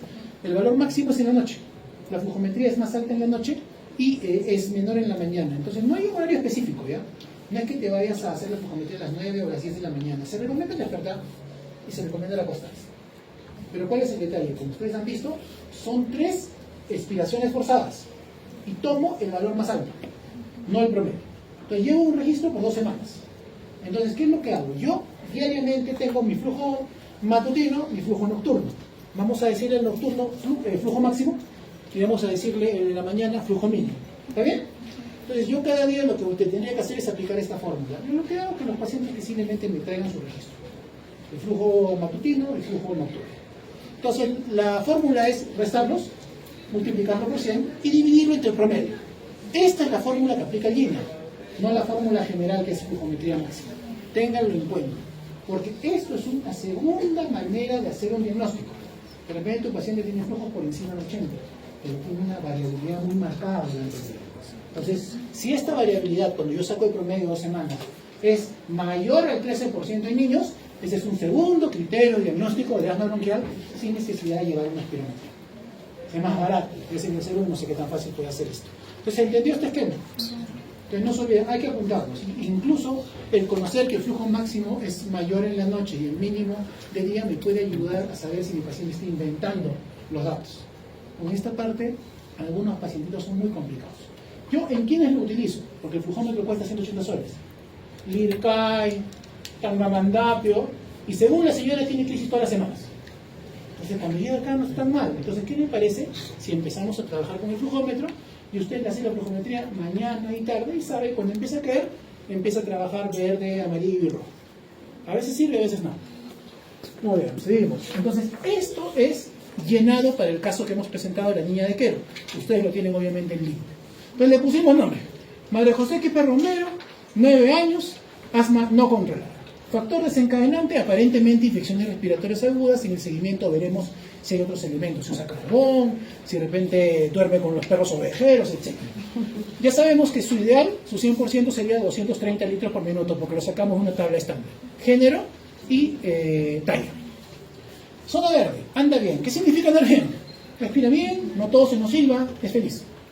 Su flujometría tendría que ser mayor del 80% del personal, por eso ya tenemos su ideal, su 100%. Vacunarla siempre, recuerden que todas las medidas, eso incluso nos sirve para infecciones respiratorias altas, ¿no? Vacuna de neumococo, vacuna de la gripe, COVID, si es que vuelven a repetir. Y en este caso, de forma arbitraria, hemos decidido budesonide porque es un poquito más barato. ¿Ya? Budesonide, un disparo en la mañana, un disparo en la noche. Por 2 semanas y luego el paciente se va a reevaluar. Ya explicamos por qué 2 semanas. Si la niña va a hacer alguna actividad que la pueda descompensar, le hace ejercicio, salbutamol, 2 PAF 15 minutos antes de la actividad física. ¿Qué pasa si está en zona amarilla? Zona amarilla, ¿qué significa? Ciertos problemas, tos, silbido, problemas limitados, pero se despierta en las noches, no necesariamente con dificultad respiratoria, no necesariamente con compromiso de conciencia. La flujometría está entre 50 y 79. ¿Ya? Acá le pongo los números. Alivio rápido, terapia de rescate. Si alguno de ustedes ha revisado cómo manejamos las exacerbaciones, le aplicaríamos el tratamiento de una crisis moderada. Es decir, salbutamol, 6 disparos cada 20 minutos hasta un máximo de 2 horas. O sea, serían 3 series en la primera hora y 3 series en la segunda. Siempre con un corticoide sistémico. O sea, una crisis moderada para arriba, ya tenemos que usar el corticoide sistémico. Como yo conozco el peso de la niña, que era 26 kilos, prednisolona, que viene en jarabe de 15 miligramos por 5 ml, 8.7 mililitros, dosis esta. ¿Ok? Y aquí hay una pequeña nota. El niño se debería sentir mejor dentro de 60 minutos de tratamiento alivio rápido. Si el niño empeora, o sea, pasa a rojo, o sigue amarillo después de 2 horas, tiene que acudir a su centro de salud. Rojo pues ya es la emergencia, es el romperse la cabeza. ¿Qué es rojo? Mucho problema para respirar, no puede trabajar, no puede jugar, empeora, el medicamento no ayuda, la flujometría no puede ni soplar. De arranque y sin dudarlo, su corticoide. Si este paciente presenta los síntomas rojos de frente, tú le das el corticoide. Pero si estaba en amarillo, no tendrías por qué repetirse. Me dejo entender porque la persistencia del amarillo en más de 2 horas te lleva a rojo. Entonces, doctor, tiene que ir pues a su centro. Y mientras tanto, ¿qué hacemos? Esta terapia ya es heroica, ¿no? Haríamos salbutamol 8 PAF cada 20 minutos. Si ustedes revisan lo que es el esquema de crisis severa se nebuliza. Crisis severa va a corticoides sistémicos no necesariamente orales, pueden ser parenterales. Pero si estás en un lugar lejano, tienes que ir usando algo mientras llegues, ¿no? Y en este caso se propone la vía oral, si es que la tolera, y se propone el uso a dosis masiva de salbutamol con aerocámara. Y ojo, acá está actualizado con el número del SAMU. El 106, si es que no puedes movilizarte por tus propios medios, estás en un área urbana, te podría llevar. Entonces, y te habla incluso, no sé si se nota muy bien acá, te habla de signos específicos de alta severidad. Dificultad para caminar, habla entrecortada, morado, cianótico, o persiste en esta actividad a pesar del tratamiento de rescate inicial. Entonces, llenar esto es la cosa más sencilla. Está hecho en un lenguaje bien ameno, y en los pacientes que tengan una capacidad para poderlo hacer, podríamos darle la confianza que empiecen a manejar sus síntomas de una manera inicial. Ojo, este no es todo el manejo de una crisis moderada, este no es todo el manejo de una crisis severa. Está bien claro, no que haya un tope para esta terapia inicial, y si no mejora o empeora, tiene que acudir a un centro de salud. ¿Estamos de acuerdo? Entonces tienen esto en blanco y en la espalda está una ayuda de memoria del uso del MDI con aerocámara. ¿Bien? Muy bien. Entonces ya esta parte la hemos terminado. Me quedó un minuto, puedo compensar algo. Entonces, me voy a las conclusiones. Conclusiones, slide 107. Muy bien, entonces, ya estamos casi finalizando esta actividad. Voy a verificarlo bien. No hay ideas claras e importantes que se tienen que llevar a casilla. No se olviden, el alta empieza con educación al placente. Entonces, esto está gratis. Ahora, todo el mundo no tiene ni, no sé, ni refrigeradora, no tienen ni vacunas, pero tienen un equipo de sonido inmenso y tienen celular iPhone 16. ¿Ya? Entonces, que nos sirve para algo, porque trabajar de verdad con los PDFs a mí me recontra útil. Yo trabajo bastante con videos y con manuales. No se olviden, en cada evaluación, ver factores de riesgo y ver comorbilidades. ¿Ya? Y muchas veces hay que escarbar, sobre todo si tu paciente no mejora. El manejo autofarmacológico, vida sana, reducción de peso, evitar factores desencadenantes. ¿Cuándo vamos a aumentar? Si el paciente no tiene control, pero antes de hachazo pasar a la siguiente etapa, verifiquemos. ¿Estamos frente a un asma de verdad? El campeón para no será TB, tengan en cuenta que en Perú hay TB. Verifiquemos su técnica inhalatoria. ¿Está usando un inhalador? Un inhalador no me puede durar eternamente. Pues. Tengamos en cuenta eso. O si está expuesto a algún factor desencadenante.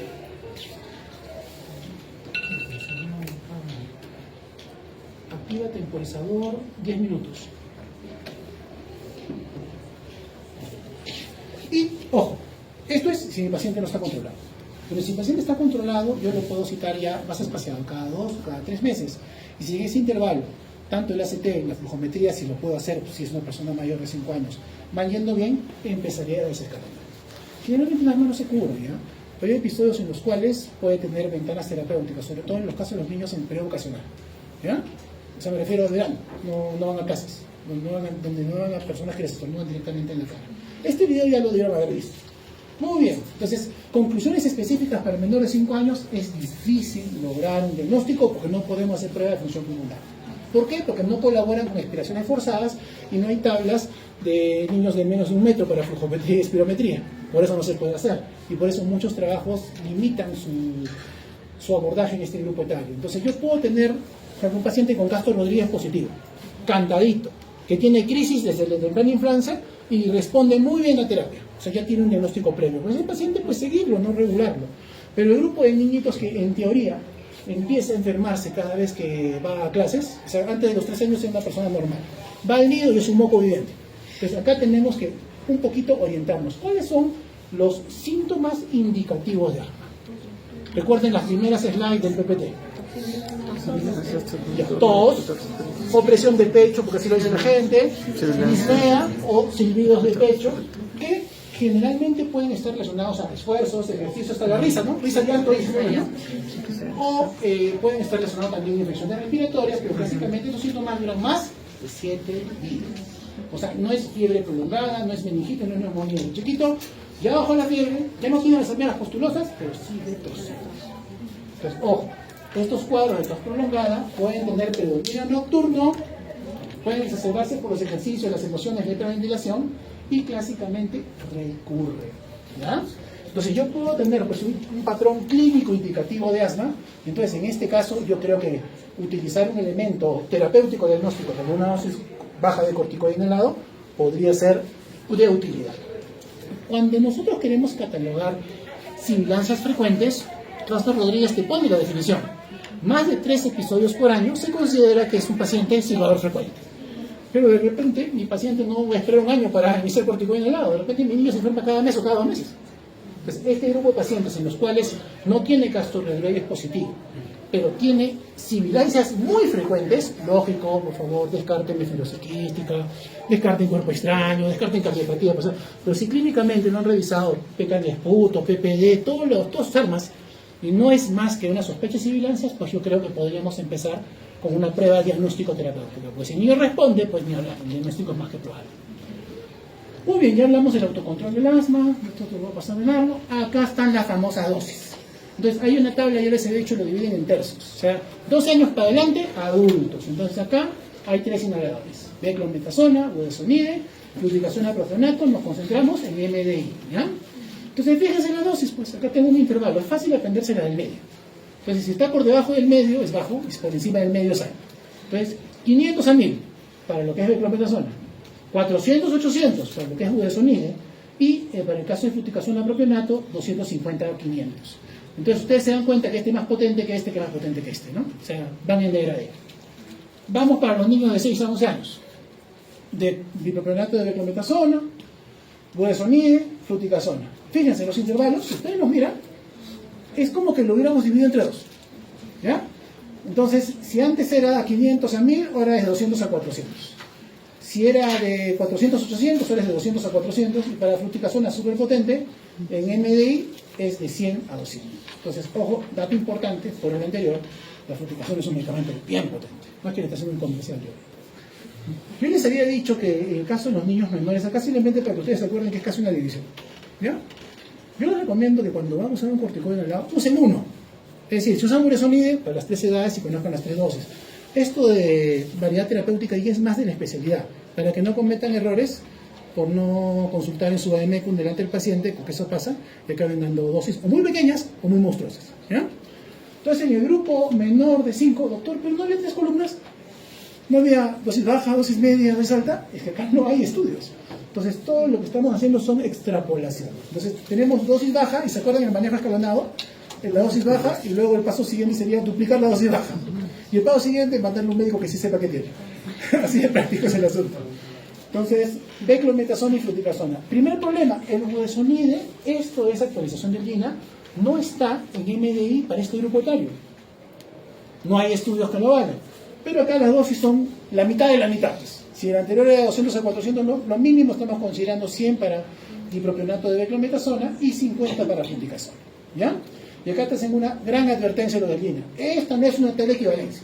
Son dosis diarias totales sugeridas para opción de tratamiento dosis baja, o sea, para tu prueba terapéutica. ¿Ya? Muy bien. Entonces, el corticoides inhalados, les he presentado 3, ¿no? Beclometasona, budesonida, fluticasona.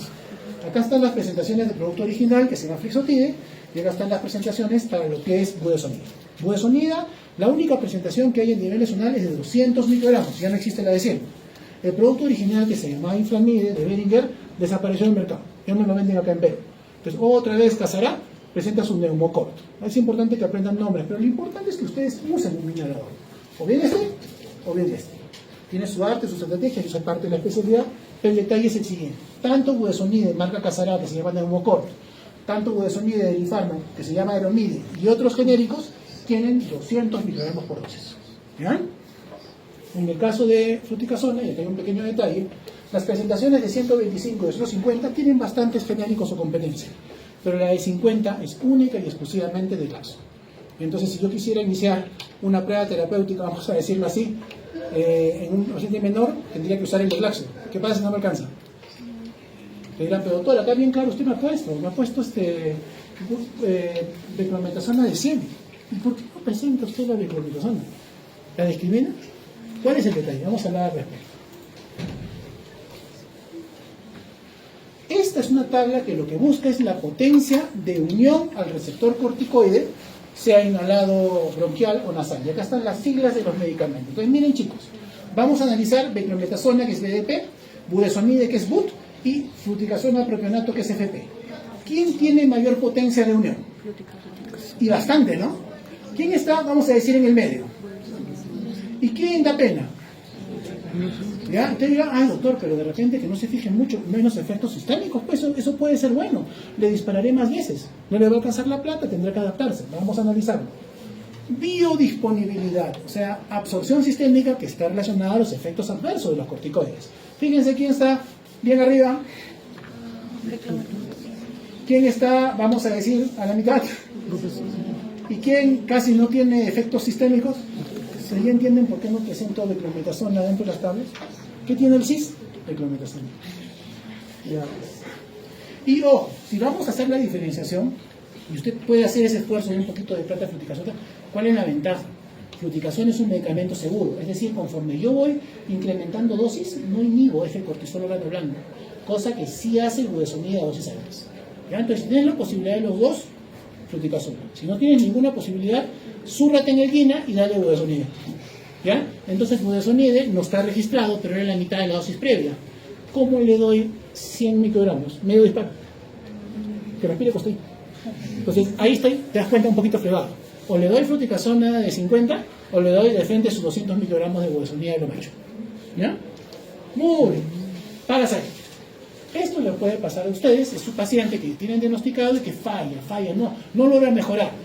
No se olviden, conversación ceñuda, ¿está usando? ¿Cómo lo está usando? ¿Por qué no lo usas?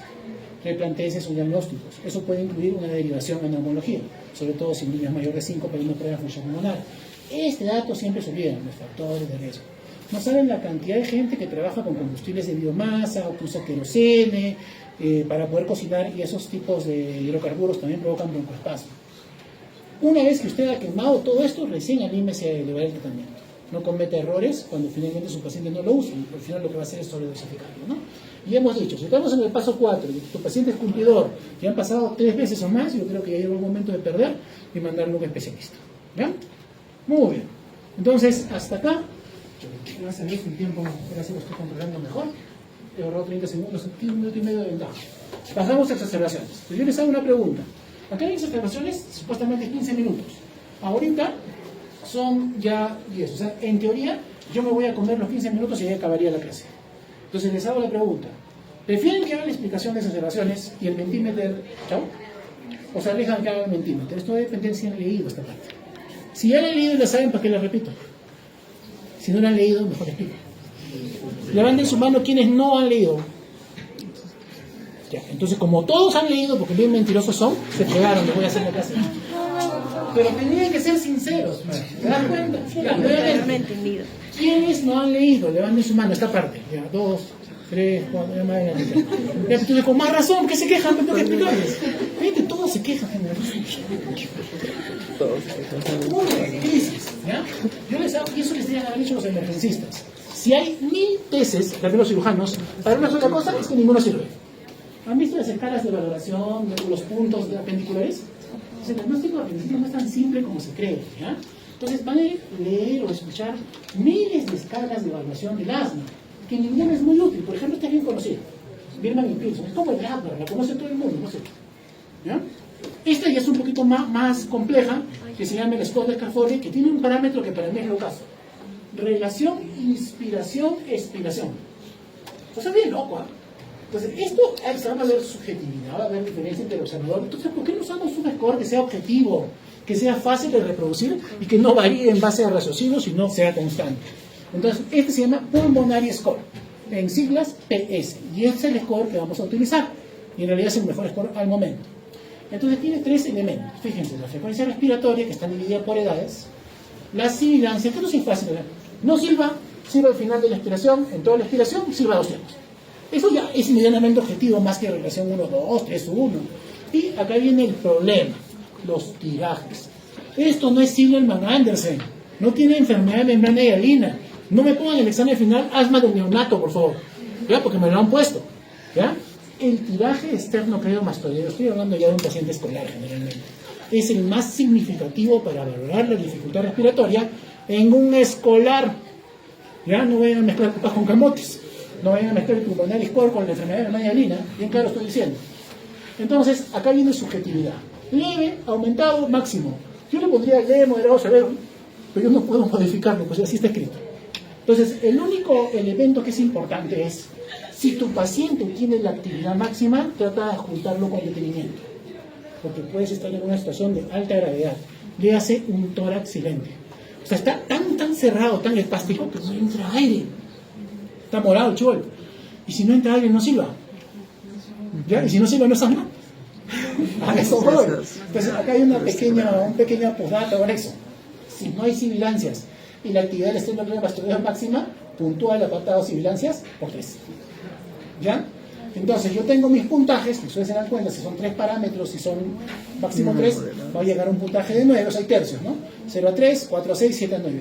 Y lo voy a correlacionar con la saturación de oxígeno. Entonces, en base a eso, yo voy a establecer el grado de severidad de crisis. Vamos a imaginar que mi niño tiene pulmonaris core 5 y satura, estos parámetros del nivel del mar, satura 88. Moderada versus severa, queda como severa. Entonces, cuando yo hago el correlato, siempre agarro lo peor. ¿Me dejo entender? Pero doctor, estas son saturaciones de la costa. Nosotros estamos en Huancayo, por supuesto que sí, ya me la veía venir. Entonces hemos hecho la corrección que es la misma para COVID. Es decir, saturación objetivo acá en Huancayo, mayor del 90%. Mayor del 90%, no hay saturación 90.5, doctor, ¿ya? Es 91 para arriba, son números enteros el oxímetro de pulso. ¿Estamos de acuerdo? Entonces, intermedio sería moderado, 85-90. Y severo es menor a 85. Menor a 85 es 84, 83, 82. ¿Está bien? Listo. Muy bien. Y esto lo hemos sacado del aire. Son varios estudios que trabajan esto, incluso en COVID. Ustedes han visto que el uso de oxígeno acá en Huancayo es siempre con saturaciones menores de 85. Muy bien. Entonces, este detalle eso os había dicho.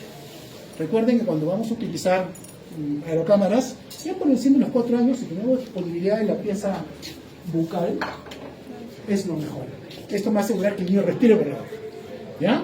Ya hemos hablado un poco de criterios de asma severa. Fíjense, yo le dije, paciente que habla entrecortadamente, está irritado o está planchadazo, paciente que desatura, paciente que no puede hablar de corrido, paciente que no se puede sentar, pulso paradójico.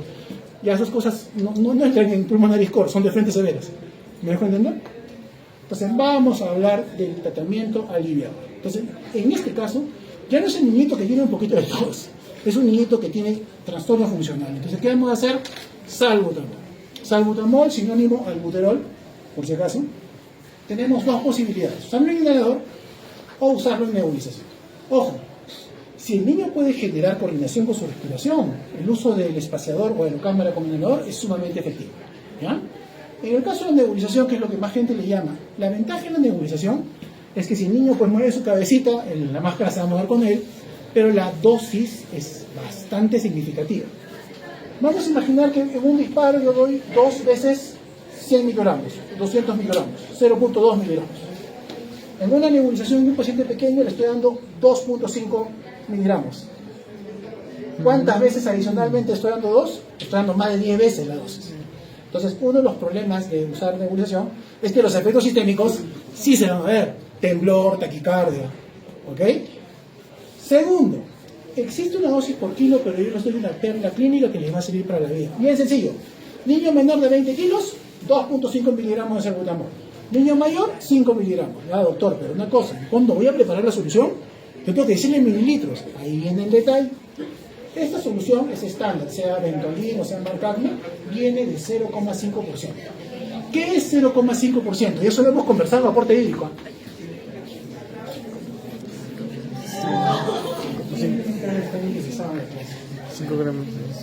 Tú, 0,5%, ¿qué significa? ¿Cuántos gramos por 100 mililitros de solución? 5 gramos.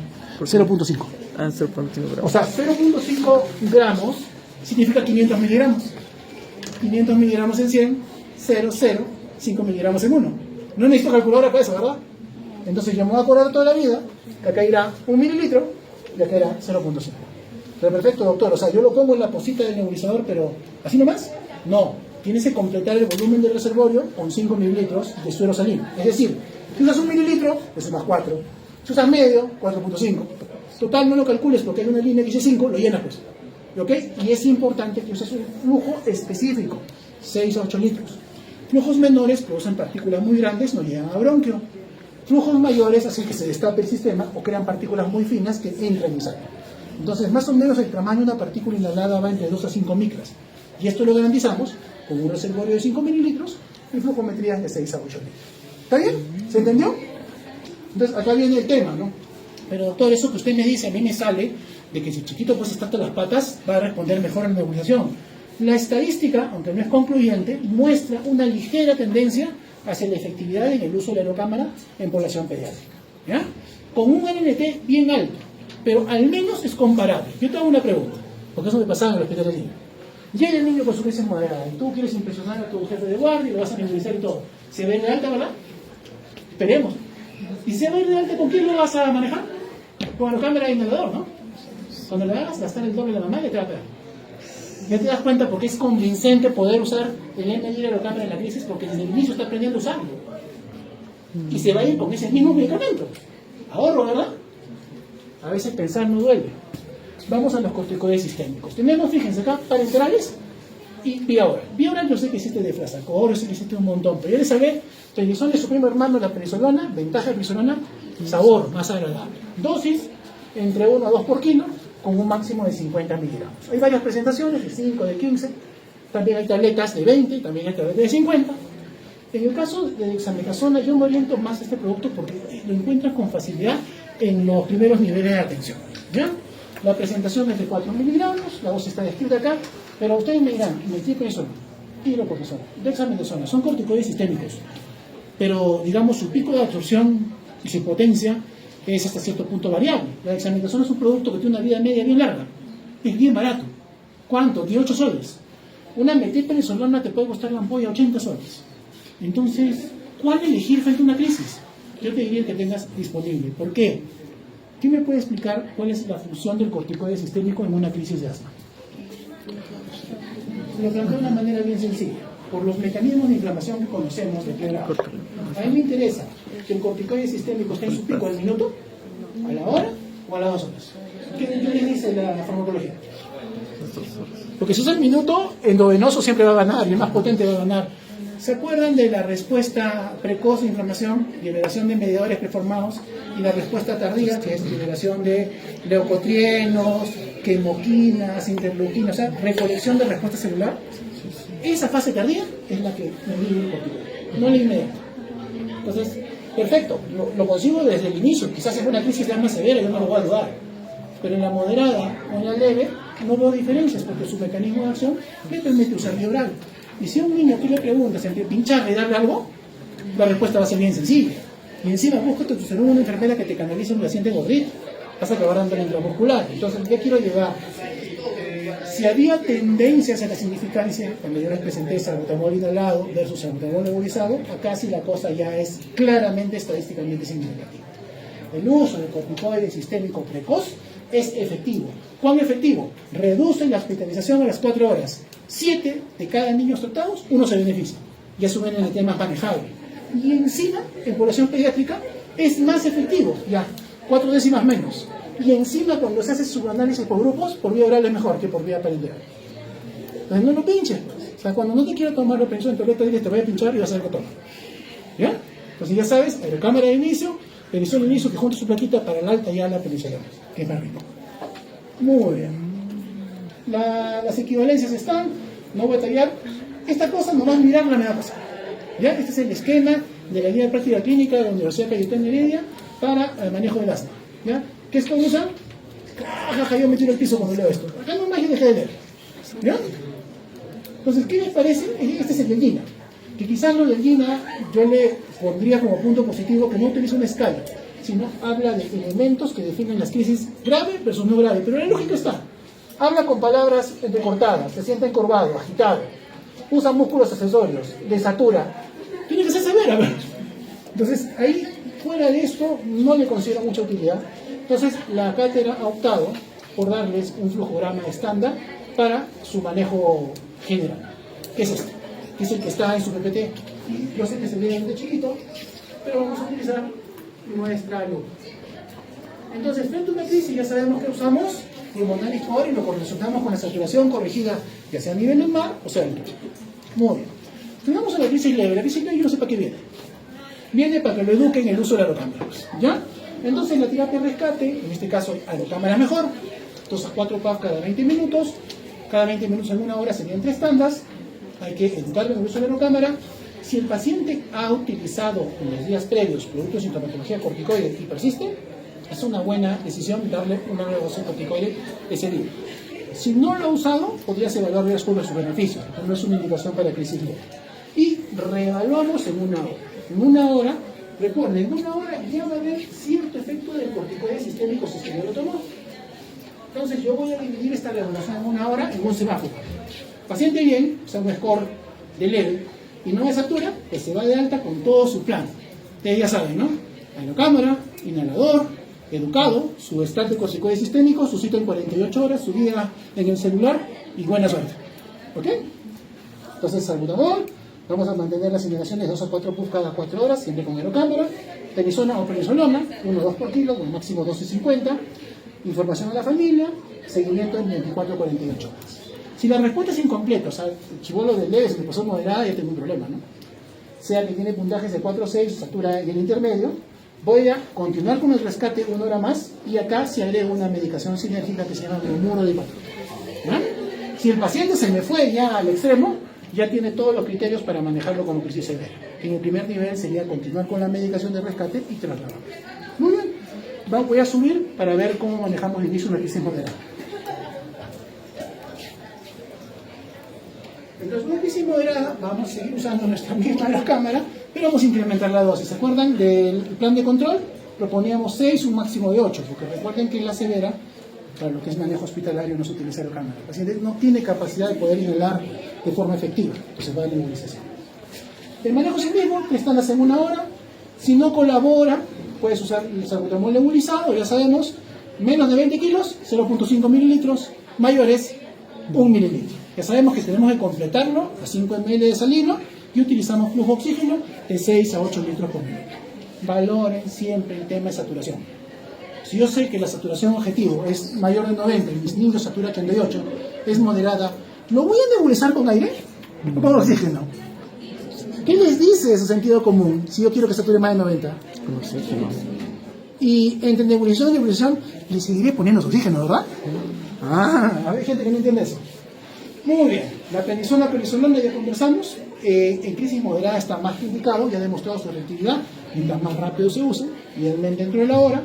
Vamos a imaginar que mi niño no tolera, entonces ahí puedo utilizar el parenteral, en este caso intramuscular de dexametasona, no veo diferencias entre vía endovenosa o intramuscular para el efecto tardío y la reevaluación es la misma.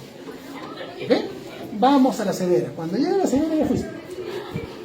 Es decir, lo que vas a hacer va a ser heroico, porque no vas a poder administrarle pues todo el esquema terapéutico que amerita una crisis severa. Entonces, vamos a utilizar nebulizaciones, ya conocemos la dosis, conocemos los flujos, lo vamos a hacer de forma continua hasta que llegue el paciente. Vamos a utilizar hipatropio desde el saque, ya no esperar 1 hora en la crisis moderada. Si persiste más de 1 hora, ahí entra hipatropio. En la severa desde el saque. ¿Cuánto de hipatropio? 4 a 8 PAF. Ponga la cámara cada 20 minutos por 3 veces. Usted me dirá, pero doctora, pues usted clarito me ha dicho que no puedo usar salbutamol con aerocámara porque no inhala bien el paciente en severa. ¿Cómo le voy a dar pues hipatropio? ¿Qué se basa usted? El hipatropio debería venir en solución para nebulizar. No se importa en el velo. Entonces, esto es una medida heroica. ¿Ya? Si hubiera solución en nebulización, pues lo usaríamos. Para el momento. Se puede esto hacer de forma continua, o sea, continuar el esquema de nebulización cada 20 minutos hasta que tú llegues, o utilizar algunos dispositivos en bomba que se llaman nebulizadores continuos. No creo que eso haya el primer nivel de atención. Sí tienen que canalizar una vía, yo te diría 2, oximetría, monitor y no parar hasta llegar al cardio. ¿Ok? Si tu paciente no ha recibido corticoide sistémico, puedes inhalarlo. Si te tolera la prednisona, bien, si no, ya tenemos todo el esquema terapéutico de dexa, hidro o metil. Y esto de sulfato de magnesio es para los mayores. Pues, ¿cuál es el problema? ¿Alguno de ustedes ha llevado obstetricia? Obstetricia, van a haber una complicación en la gestante que se llama preeclampsia. Entonces, la preeclampsia severa utiliza el sulfato de magnesio como un neuroprotector y un estabilizador de la presión arterial. ¿Qué hace? Hipotencia, pero también te produce relajación muscular. Ese es el efecto que buscamos como bronodilatador. Pero si la señora entra en hipotonía, entra en insuficiencia respiratoria, la vas a hacer titubar. Entonces, cuidado con esto. Listo, pero yo quiero que ya se entendió este esquema de una manera bastante sencilla. Fíjense, acá hay esta partecita. Una vez que empecemos el manejo ya que es hospitalario, quedan dos cosas. El niño sale pues de la crisis, igual se queda hospitalizado para manejo, porque no creo que de severa pase leve en 1 hora. Y si no mejora, se va a la UCI. Ya en la UCI ketamina, intubación, Heliox y Diosito. ¿Ok? O sea, si este niño con crisis severa sale de alta, ¿qué medicamento va a recibir desde el punto de vista corticoide en el lado? ¿Declometasona o budesonide? Yo creo que al menos budesonide, ¿no? ¿Dosis altas, dosis medias, dosis bajas? Altas. Por supuesto, y si entra a la UCI, 3 meses. Y ojalá regrese, si no hay que ir a buscar para la vacuna. Bueno, yo creo que el tiempo nos pasó. No se olviden siempre modificar factores de riesgo y elementos de comorbilidad. Y bueno, esto lo acabo de decir, ¿no? Al alta de su paciente que ha sobrevivido porque no se muere mañana. Tratamiento controlador, dosis alta. Antecedente de exacerbación, factores desfavorables, es 3 meses. Si no los tiene, 1 a 2 semanas. Pero el seguimiento es lo más importante.